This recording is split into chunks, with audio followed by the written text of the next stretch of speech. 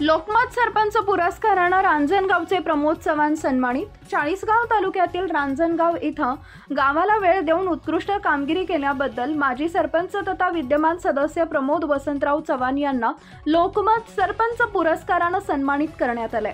रांजणगाव इथं गावासाठी अद्ययावत स्मशानभूमी, पिण्यासाठी फिल्टर पाणी, नाला खोलीकरण, पाणी अडवा, पाणी जिरवा या उद्देशानं योजना व श्रमदानातून गावासाठी उत्कृष्ट सार्वजनिक काम आणि गावाला आदर्श ग्रामपंचायतीच्या दिशेने नेण्यासाठी नियोजनबद्ध काम, ग्रामपंचायत ISO, गावासाठी केलेली पैशांची बचत, शेतकरी बांधवांसाठी सोलरच्या माध्यमातून दिवसा वीज उपलब्ध केली, तसेच गावासाठी केलेली विविध सामाजिक काम केल्यानं त्यांच्या या कामाची दखल लोकमत सरपंच पुरस्काराच्या निकषासाठी लावली गेली असून आज दिनांक 20 मे रोजी विधानसभेचे माजी सभापती अरुणभाई गुजराती, जैन उद्योग समूहाचे अशोक बाबूजी जैन, खासदार स्मिता वाघ, लोकमतचे गौरव रस्तोगी साहेब यांच्या हस्ते देण्यात आले।